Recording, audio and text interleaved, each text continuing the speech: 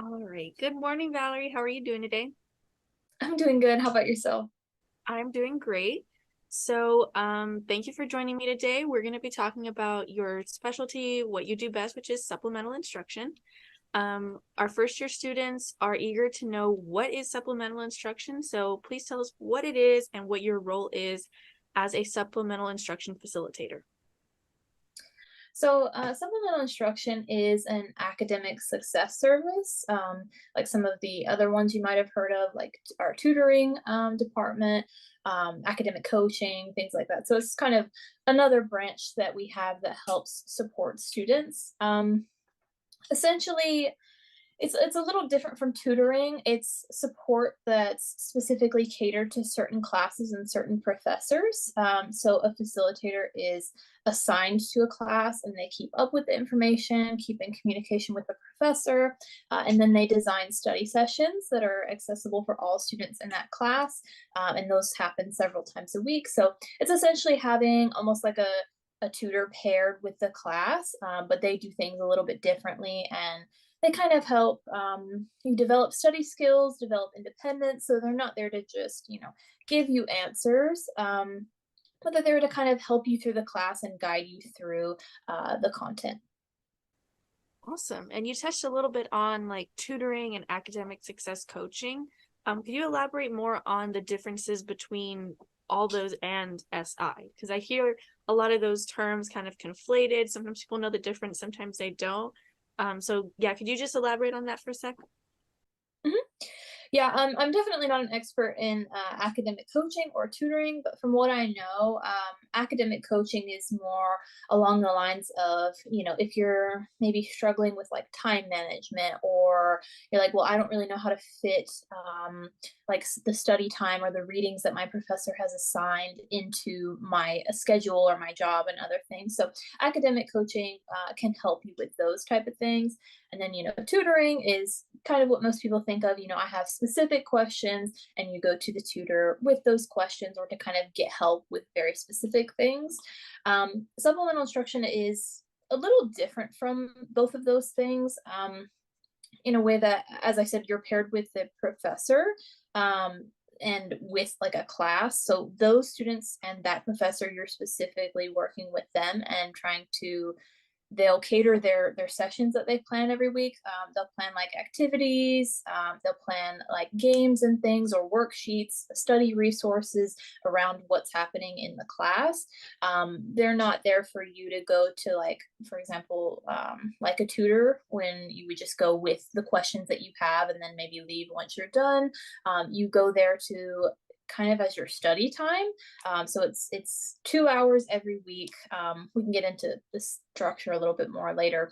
But you would go, and the facilitator will lead these sessions and lead these activities.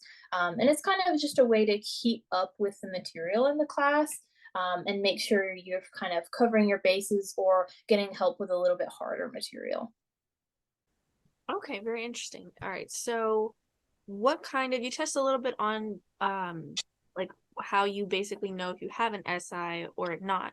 So who actually has access to SI and what kind of classes have SI facilitators? Is there a way for you to know when you sign up for a class if you're going to have one or not? So currently, like when you sign up for your classes in Banner, there's no way to know currently if there's a facilitator like paired with that class.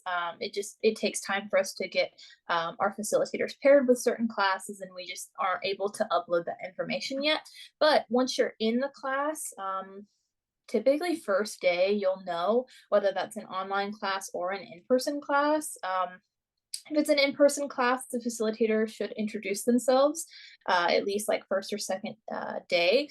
The facilitator is in the class every single day for the most part. So they'll be sitting in the class taking notes, there to kind of answer any questions you might have about their sessions, or if you need to talk to them about anything. So you'll know, and they should, kind of get up and say their session times, or places that you can find them. If you're in an online class, that may look a little different, since there's typically no like scheduled meeting time for online classes.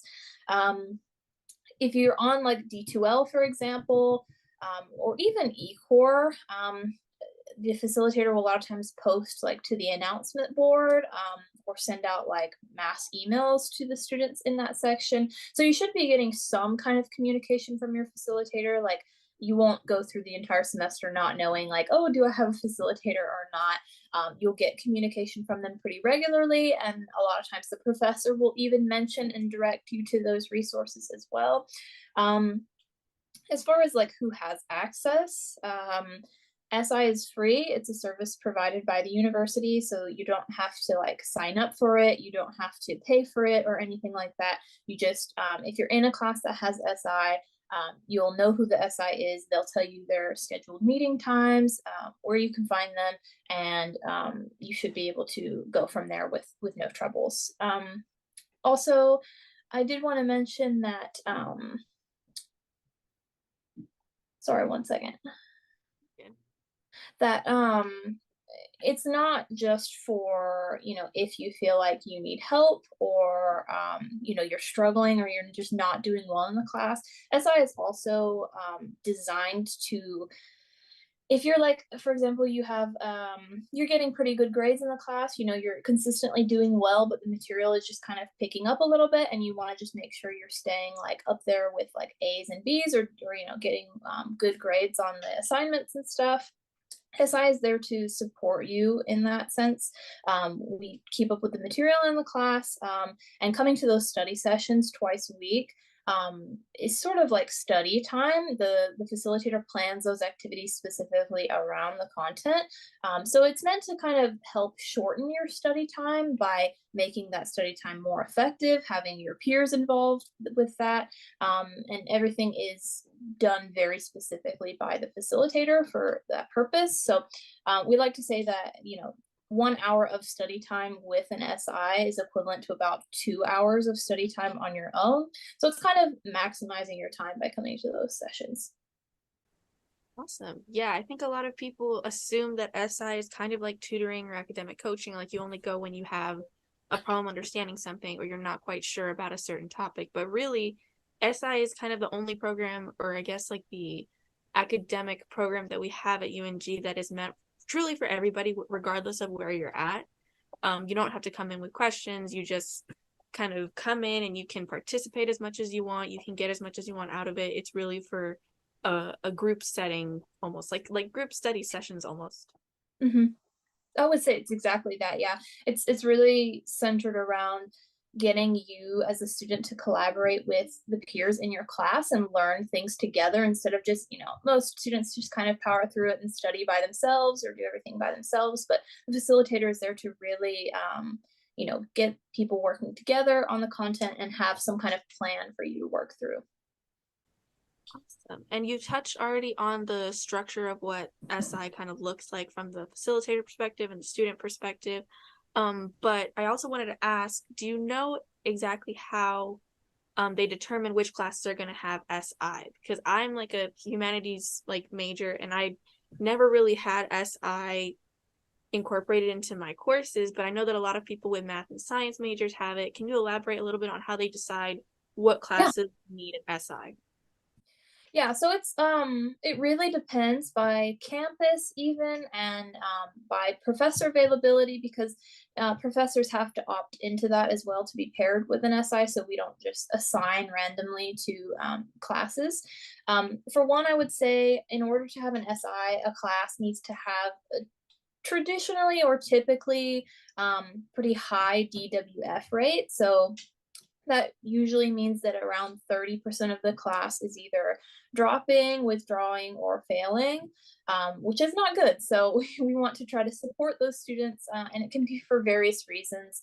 It's not necessarily because the class is extremely difficult or should like scare you, but sometimes it's just that it's maybe not a difficulty that students are used to, or they just need more support in general, or more resources for that kind of thing.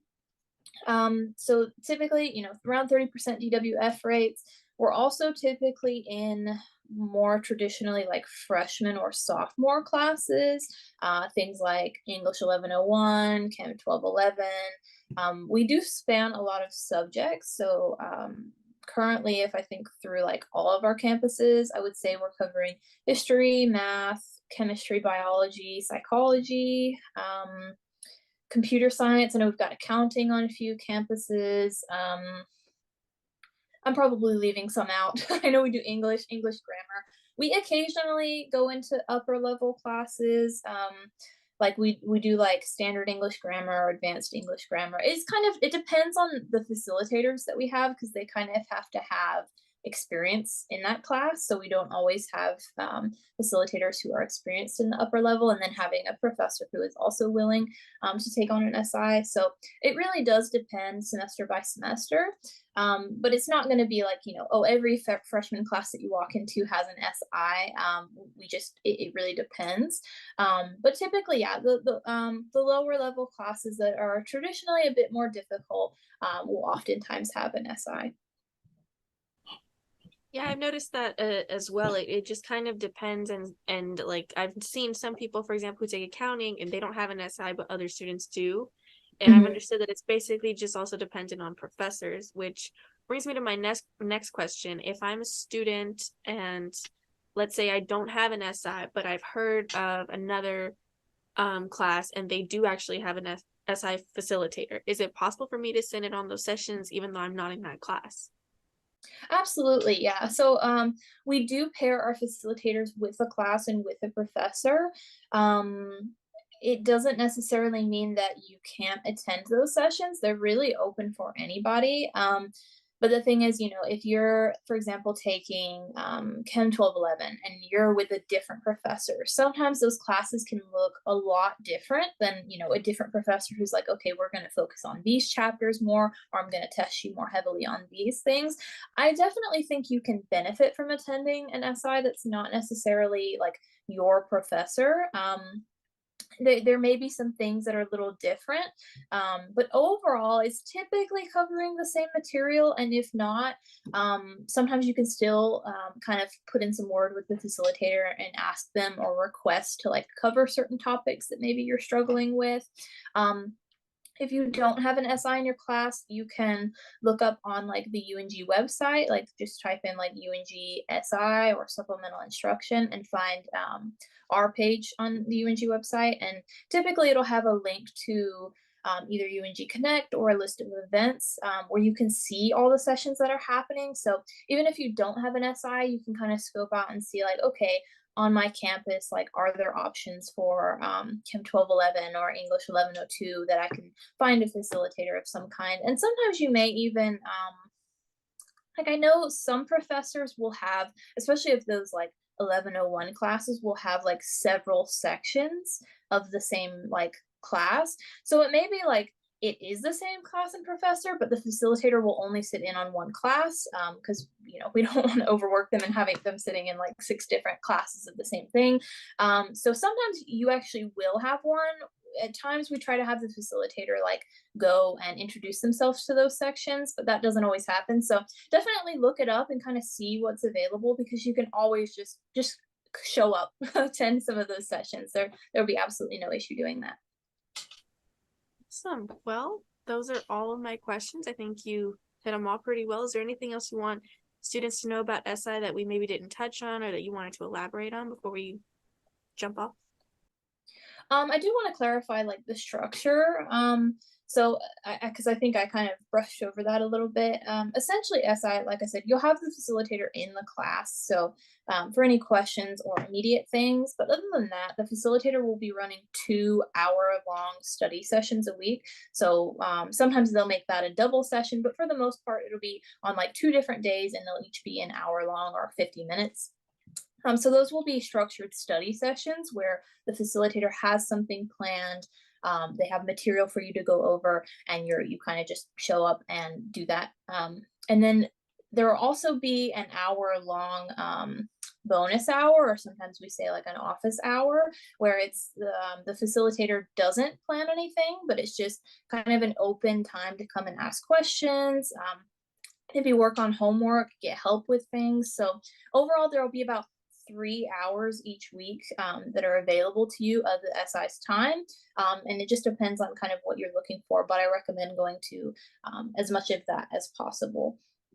And one last thing I wanted to say, I would say, in general, just try it out. Like, even if you don't think you need the extra help or it's a little intimidating, maybe you're not sure exactly how everything works, just show up. I promise that all of our facilitators are super nice and super capable, and they'll be able to help you or at least direct you to the right resources, even if SI is not right for you. But every student that I've seen attend SI has benefited from it, gotten better grades, built relationships and friendships. I know I even have like friend groups that have formed just from attending SI, or even I have students that have become SIs and they get involved and they start working in the program. So it's really, really a great resource, especially if you're just starting out in college.